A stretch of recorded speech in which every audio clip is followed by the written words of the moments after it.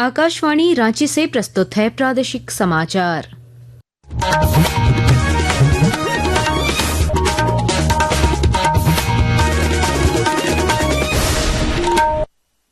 नमस्कार, प्रादेशिक समाचारों के साथ मैं कामिनी।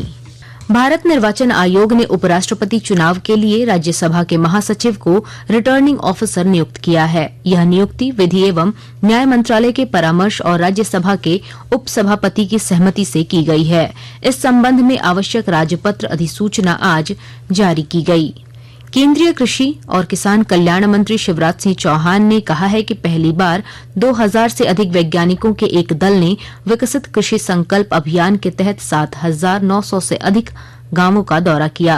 राज्यसभा में एक प्रश्न का उत्तर देते हुए श्री चौहान ने कहा कि वैज्ञानिकों ने प्रत्येक गांव की कृषि जलवायु स्थितियों पर विस्तृत जानकारी एकत्र की। उन्होंने कहा कि इस दौरान किसानों को खेती के लिए मिट्टी के पोषक तत्व, उपायुक्त बीज की किस्में और फसल उगाने की तकनीक की भी जानकारी दी गई।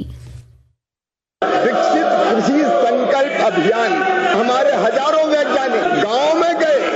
7,900 से ज्यादा गांव में हमारे वैज्ञानिक गए और वो खाली हाथ नहीं गए। उस गांव की एग्रो क्लाइमेटिक कंडीशंस क्या है और उस कंडीशंस में गांव में जो माटी है उसमें पोषक तत्व कौन से हैं, उनको ध्यान में रखते हुए वहाँ कौन सी फसल उगाई जाए, कौन से बीज उपयुक्त रहेंगे, ये जानकारी लेके गए। केंद्रीय सूचना और प्रसारण मंत्रालय ने प्रतिबंधित सामग्री उपलब्ध कराने के आरोप में 25 वेबसाइटों को भारत में सार्वजनिक पहुंच से वंचित करने के लिए इंटरनेट सेवा प्रदाताओं को अधिसूचना जारी की है।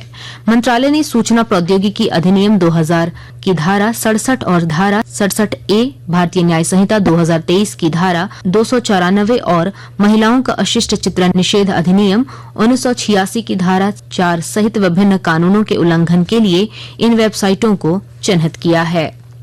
मुख्य सचिव अलका तिवारी ने आज राज्य में एक और सैनिक स्कूल स्थापित करने की प्रक्रिया शुरू करने के निर्देश दिए हैं। साथ ही सैनिक स्कूल तिलैया से संबंधित विभिन्न मुद्दों पर हुई बैठक में उन्होंने स्कूल की मूलभूत आवश्यकताओं को प्राथमिकता देने का आश्वासन दिया। झारखंड लोक सेवा आयोग ने बहुप्रतीक्षित सिविल सेवा परीक्षा 2023 का अंतिम परिणाम जारी कर दिया है। कुल 342 अभ्यर्थियों को विभिन्न प्रशासनिक पदों के लिए चयनित किया गया है। टॉपर की सूची में धनबाद के आशीष अक्षत ने पहला स्थान प्राप्त किया है। प्रादेशिक समाचार आप आकाशवाणी रांची से सुन रहे हैं। साहेबगंज में गंगा नदी के 89 किलोमीटर लंबे खंड में प्रति किलोमीटर में औसतन 2.88 डॉल्फिन की उपस्थिति दर्ज की गई है, जो देश में सबसे अधिक है। यह आंकड़ा जून में वन्यप्राणी संस्थान भारत द्वारा किए गए वैज्ञानिक सर्वेक्षण से प्राप्त हुआ।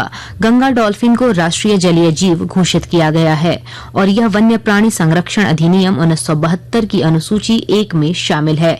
इस सघन उपस्थिति से स्पष्ट है कि साहिबगंज क्षेत्र जल गुणवत्ता और पारिस्थितिकीय दृष्टि से अत्यंत समृद्ध है।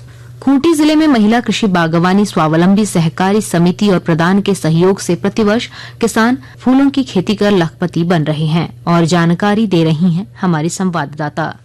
गेंदा फूल की खेती से खूंटी के किसान लखपति बन रहे हैं। खूंटी जिले में इस वर्ष 25 लाख गेंदा के पौधे 3,000 महिला और युवा किसानों द्वारा लगाया जा रहा है। गेंदा फूल की खेती से जिले के किसान अब लखपति किसान भी बन रहे हैं। महिला कृषि बागवानी स्वावलंबी सहकारी समिति से जुड़े प्रगतिशील किसानों के बीच कोलकाता नर्सरी से फूल के छोटे पौधे मंगाकर वितरित किया गया। कई किसान 1 एकड़, 2 एकड़ से लेकर 5-10 एकड़ में अब गेंदा फूल की खेती करने लगे हैं। मात्र 2.5-3 महीने में तैयार होने वाला गेंदा फूल कम मेहनत में ज्यादा मुनाफा देने वाला फसल है। ज्योत्सना शीला, आकाशवाणी समाचार, खूंटी। राज्य में आज कई स्थानों पर गरज के साथ हल्की से मध्यम वर्षा हुई। सिमडेगा के बोआल में सर्वाधिक 94.6 मिलीमीटर बारिश दर्ज की गई। वहीं साहिबगंज में अधिकतम तापमान 34.4 डिग्री सेल्सियस और चाईबासा में न्यूनतम तापमान 21 डिग्री सेल्सियस रहा। आज राज्य के दक्षिणी और मध्य हिस्सों में कहीं कहीं भारी से अति भारी वर्षा की संभावना जताई गई है। भारत की शीर्ष वरीयता प्राप्त महिला ग्रैंड मास्टर कोनेरू हम्पी ने कल रात जॉर्जिया के बाटुमी में फीडे महिला विश्व कप शतरंज में चीन की ली टिंगजी को हराया। रैपिड और ब्लिट्ज फॉर्मेट में खेले गए रोमांचक सेमीफाइनल टाई ब्रेक मुकाबले में हम्पी ने टिंगजी को 5-3 से हराया। इसके साथ ही आकाशवाणी रांची से प्रादेशिक समाचार का ये बुलेटिन समाप्त हुआ। अगला प्रादेशिक मुख्य समाचार शाम 4 बजे प्रसारित किया जाएगा। नमस्कार।